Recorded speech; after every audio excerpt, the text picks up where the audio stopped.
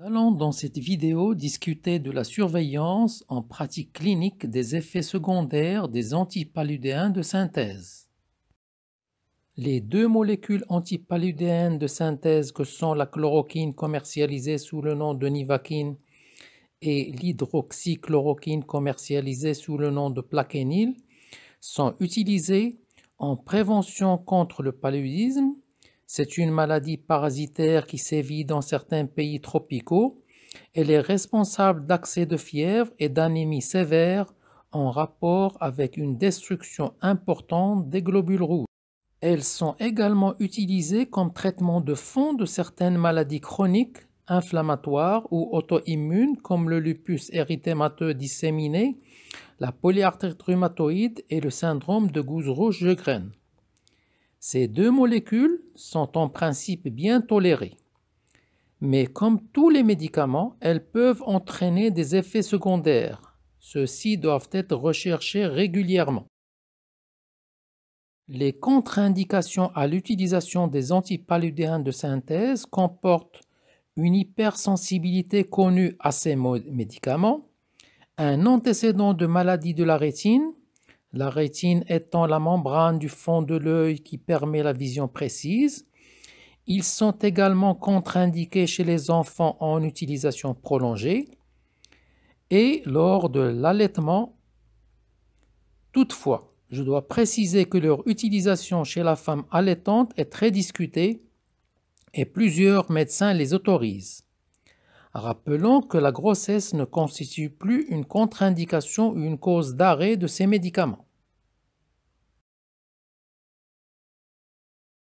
Les effets secondaires ou complications importantes et qui nécessitent un arrêt définitif ou une diminution des doses sont l'atteinte de la partie centrale de la rétine, appelée macula, les complications cardiaques et très rarement les complications cutanéo-muqueuses ou hématologiques sévères.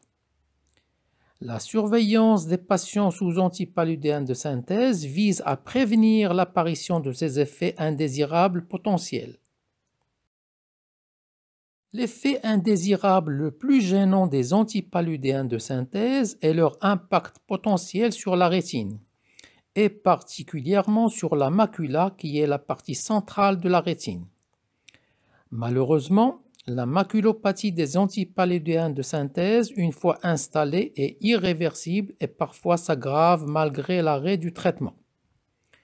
Son incidence est toutefois rare en pratique clinique, parmi des milliers de sujets traités. Les facteurs de risque de l'atteinte oculaire sont actuellement bien identifiés. Il s'agit de la dose cumulée, la posologie journalière et la durée du traitement. Celle-ci est liée à l'ancienneté de la maladie. On prend également en considération l'âge du patient, la présence de maladies du foie ou des reins et la présence d'une maladie rétinienne maculaire. À signaler que ce ne sont pas toutes les maladies de l'œil qui contre-indiquent les antipaludéens de synthèse. N'oublions pas que ces médicaments sont indiqués dans la sécheresse oculaire systémique. Le dernier facteur de risque à prendre en considération est l'écart de poids, que ce soit la maigreur ou l'obésité.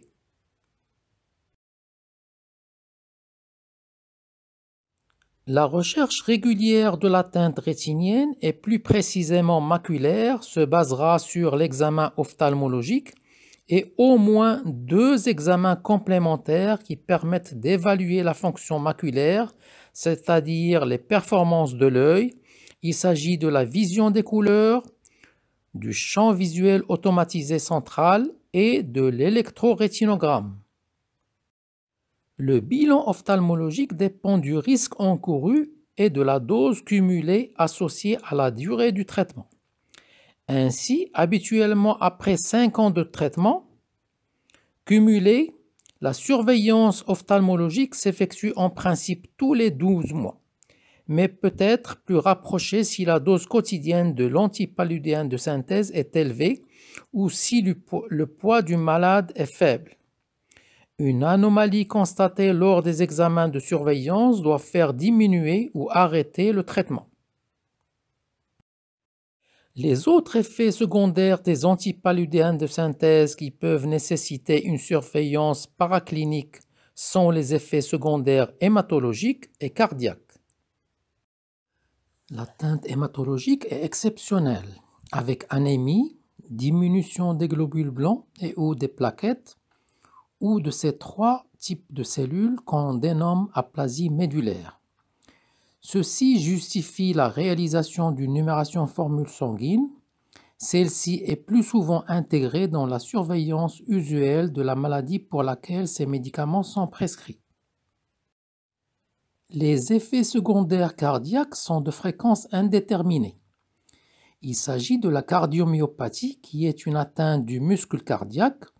Elle peut entraîner une insuffisance cardiaque mortelle dans certains cas et des troubles du rythme et de la conduction entre les oreillettes et les ventricules pouvant également être mortels. Ainsi, il est préférable de faire un électrocardiogramme avant et après la prise des antipaludéens de synthèse pour vérifier l'absence d'impact sur la conduction cardiaque, le maître symptôme étant l'allongement de l'intervalle QT. Il est à rappeler que ce risque cardiaque est toutefois les autres effets secondaires sont plus ou moins fréquents. Ils ne comportent pas de risque potentiel. L'interrogatoire du patient permet de les détecter. Leur notification entrant dans le cadre de toute procédure de pharmacovigilance. En résumé, nous pouvons rappeler que les antipaludéens de synthèse sont généralement bien tolérés avec comme seule contre-indication absolue l'antécédent de maladie de la rétine. La grossesse ne constitue plus une contre-indication ni une cause d'interruption de ce traitement. Une surveillance ophtalmologique régulière selon les facteurs de risque est recommandée, avec un examen ophtalmologique et 2 examens complémentaires de la fonction maculaire. Les patients sous traitement au long cours doivent avoir également une surveillance régulière de la numération formule sanguine et de l'électrocardiogramme. Les antipaludéens de synthèse doivent être arrêtés en cas d'anomalie de ces examens.